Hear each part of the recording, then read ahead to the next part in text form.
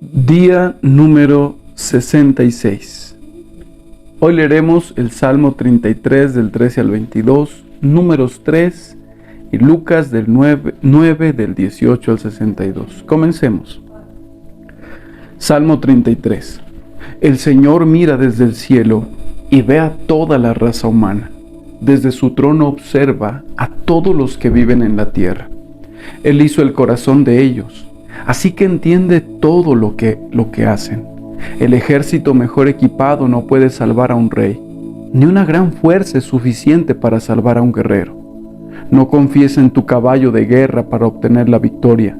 Por mucha fuerza que tenga, no te puede salvar. Pero el Señor vela por los que le temen, por aquellos que confían en su amor inagotable. Los rescata de la muerte y los mantiene con vida en tiempos de hambre. Nosotros ponemos nuestra esperanza en el Señor. Él es nuestra ayuda y nuestro escudo. En Él se alegra nuestro corazón, porque confiamos en su santo nombre. Que tu amor inagotable nos rodee, Señor, porque solo en ti está nuestra esperanza. Números capítulo 3. Esta es la descendencia de Aarón y de Moisés, como quedó registrada cuando el Señor le habló a Moisés en el monte Sinaí. Los nombres de los hijos de Aarón eran Nadab, el mayor, Abiú, Eleazar e Itamar. Estos hijos de Aarón fueron ungidos y ordenados para ministrar como sacerdotes. Pero Nadab y Abiú murieron en la presencia del Señor, en el desierto de Sinaí, cuando quemaron ante el Señor una clase de fuego diferente a la que Él había ordenado. Ya que ellos no tuvieron hijos, solo Eleazar e Itamar quedaron para ministrar como sacerdotes junto con su padre Aarón. Entonces el Señor le dijo a Moisés: llama a los de la tribu de Leví, que pasen adelante y preséntalos al sacerdote Aarón para que sean sus ayudantes. Servirán a Aarón y a toda la comunidad en el desempeño de sus deberes sagrados dentro y alrededor del tabernáculo. También cuidarán de todo el mobiliario de la carpa sagrada y servirán en el tabernáculo en representación de todos los israelitas. Designa a los levitas como ayudantes de Aarón y de sus hijos, porque de entre todo el pueblo de Israel ellos fueron dedicados para este propósito. Nombra a Aarón y a sus hijos para que lleven a cabo los deberes del sacerdocio, pero toda persona no autorizada que se acerque al santuario será ejecutada. El Señor le dijo a Moisés: mira, yo he escogido de entre los israelitas a los levitas para que sirvan como sustitutos de todo primer hijo varón del pueblo de Israel. Los levitas me pertenecen a mí, porque todos los primeros hijos varones son míos.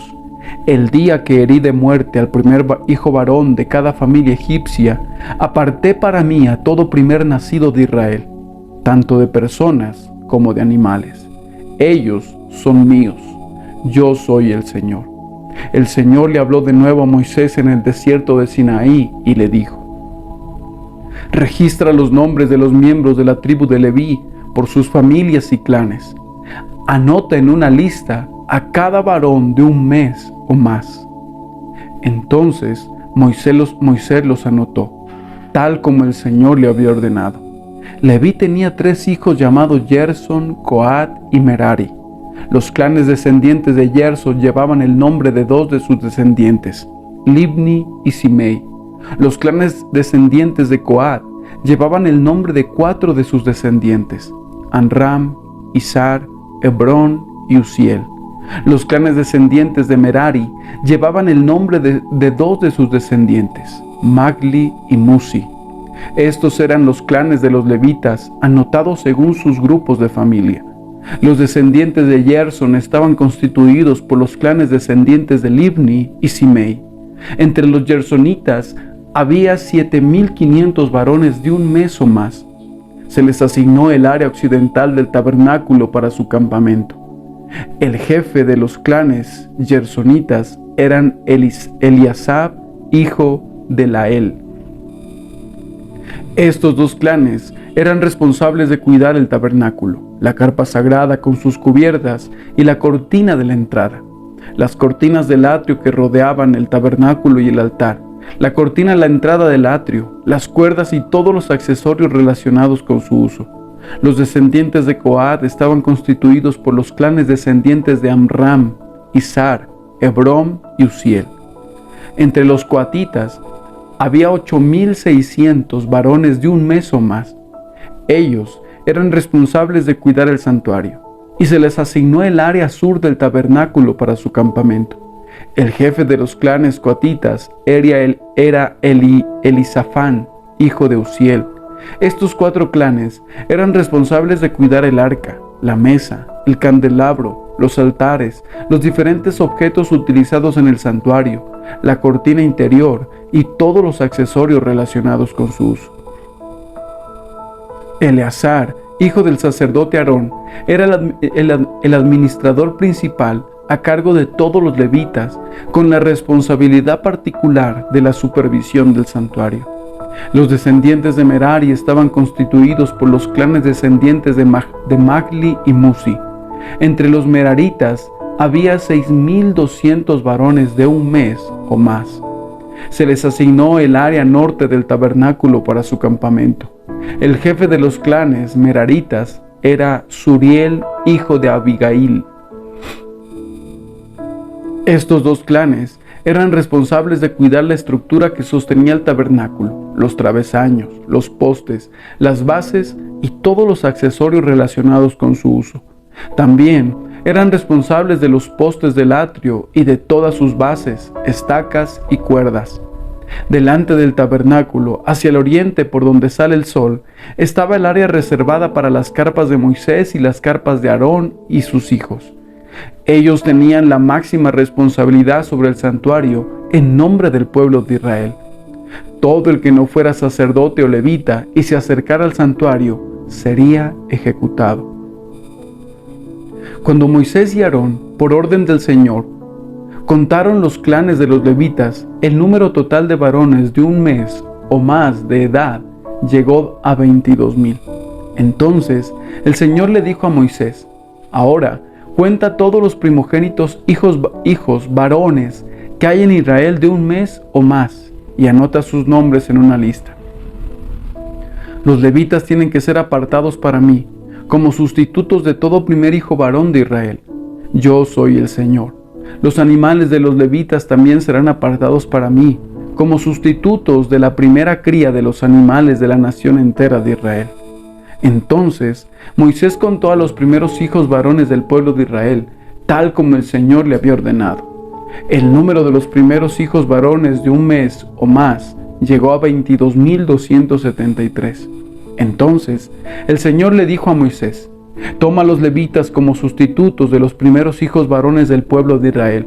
Toma también los animales de los levitas como sustitutos de las primeras crías de los animales del pueblo de Israel. Los levitas me pertenecen a mí, yo soy el Señor. Los primeros hijos varones de Israel superan al número de levitas por 273. Para rescatar a esos primeros hijos varones que exceden, recoge 5 piezas de plata por cada uno de ellos. Cada pieza pesa lo mismo que el ciclo del santuario, que equivale a 20 yeras. Entrega la plata a Aarón y a sus hijos como precio de rescate de los primeros hijos varones que exceden al número de levitas. Entonces Moisés recogió la plata por el rescate de los primeros hijos varones de Israel que superaron al número de levitas.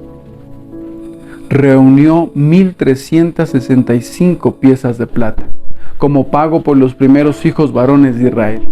Cada pieza pesa lo mismo que el ciclo del santuario. Así que Moisés les dio la plata del rescate a Aarón y a sus hijos, tal como el Señor le había ordenado. Lucas capítulo 9, versículo 18. Cierto día, Jesús se alejó de las multitudes para orar a solas. Solo estaban con él sus discípulos y les preguntó: ¿quién dice la gente que soy? Bueno, contestaron, algunos dicen Juan el Bautista, otros dicen Elías, y otros dicen que eres uno de los otros antiguos profetas que volvió de la muerte. Entonces les preguntó: ¿y ustedes quién dicen que soy? Pedro contestó: tú eres el Mesías, enviado por Dios. Jesús les advirtió a sus discípulos que no dijeran a nadie quién era Él. El Hijo del Hombre tendrá que sufrir muchas cosas terribles, les dijo. Será rechazado por los ancianos, por los principales sacerdotes y por los maestros de la ley religiosa. Lo matarán, pero al tercer día resucitará. Entonces dijo a la multitud: si alguno de ustedes quiere ser mi seguidor, tiene que abandonar su propia manera de vivir, tomar su cruz cada día y seguirme. Si tratas de aferrarte a la vida, la perderás, pero si entregas tu vida por mi causa, la salvarás. ¿Y qué beneficio obtienes si ganas el mundo entero, pero te pierdes o destruyes a ti mismo? Si alguien se avergüenza de mí y de mi mensaje, el Hijo del Hombre se avergonzará de esa persona cuando regrese en su gloria y en la gloria del Padre y de los santos ángeles. Les digo la verdad, algunos de los que están aquí ahora no morirán sin antes ver el reino de Dios. Cerca de 8 días después, Jesús llevó a Pedro y a Juan y a Santiago a una montaña para orar. Y mientras oraba, la apariencia de su rostro se transformó y su ropa se volvió blanca, resplandeciente. De repente aparecieron 2 hombres, Moisés y Elías, y comenzaron a hablar con Jesús. Se veían llenos de gloria y hablaban sobre la partida de Jesús de este mundo, lo cual estaba a punto de cumplirse en Jerusalén. Pedro y los otros se durmieron. Cuando despertaron, vieron la gloria de Jesús y a los 2 hombres de pie junto a él. Cuando Moisés y Elías comenzaron a irse, Pedro, sin saber siquiera lo que decía, exclamó: Maestro, es maravilloso que estemos aquí. Hagamos 3 enramadas como recordatorios, una para ti, una para Moisés y la otra para Elías. Pero no había terminado de hablar cuando una nube los cubrió, y mientras los cubría, se llenaron de miedo. Entonces, desde la nube una voz dijo: Este es mi Hijo, mi elegido, escúchenlo a él. Cuando la voz terminó de hablar, Jesús estaba allí solo. En aquel tiempo no le contaron a nadie lo que habían visto. Al día siguiente, después que bajaron del monte, una gran multitud salió al encuentro de Jesús. Un hombre de la multitud le exclamó: Maestro, te suplico que veas a mi hijo, el único que tengo.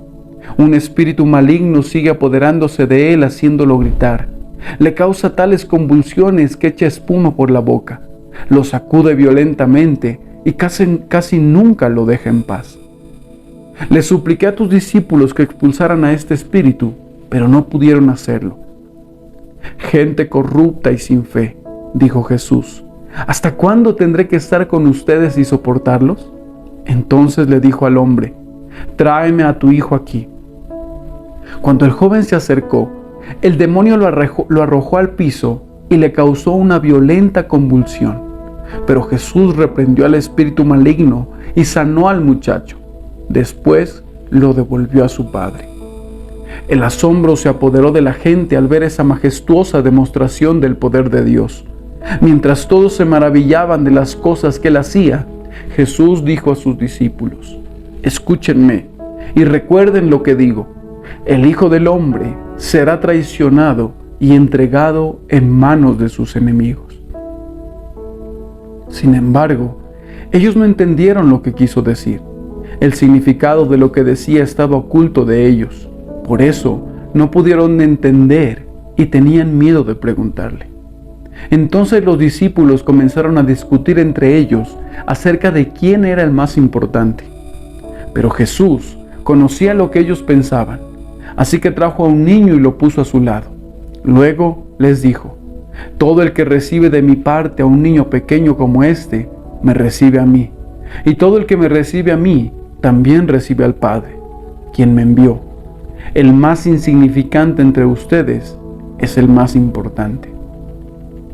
Juan le dijo a Jesús: Maestro, vimos a alguien usar tu nombre para expulsar demonios, pero le dijimos que no lo hiciera porque no pertenece a nuestro grupo. Jesús le dijo: no lo detengan. Todo el que no está en mi contra, todo el que no está en contra de ustedes, está a su favor. Cuando se acercaba el tiempo de ascender al cielo, Jesús salió con determinación hacia Jerusalén. Envió mensajeros por delante a una aldea de Samaria para que se hicieran los preparativos para su llegada. Pero los habitantes de la aldea no recibieron a Jesús porque iba camino a Jerusalén. Cuando Santiago y Juan vieron eso, le dijeron a Jesús: Señor, ¿quieres que hagamos bajar fuego del cielo para que los consuman? Entonces Jesús se volvió a ellos y los reprendió. Así que siguieron de largo hacia otro pueblo. Mientras caminaban, alguien le dijo a Jesús: Te seguiré a cualquier lugar que vayas. Jesús le respondió: Los zorros tienen cuevas donde vivir y los pájaros tienen nidos, pero el Hijo del Hombre no tiene ni siquiera un lugar donde recostar la cabeza. Dijo a otro: Ven, sígueme. El hombre aceptó, pero le dijo: Señor, deja que primero regrese a casa y entierre a mi padre. Jesús le dijo: Deja que los muertos espirituales entierren a sus propios muertos. Tu deber es ir y predicar acerca del reino de Dios. Otro dijo: Sí, Señor, te seguiré, pero primero deja que me despida de mi familia. Jesús le dijo: El que pone la mano en el arado y luego mira atrás, no es apto para el reino de Dios.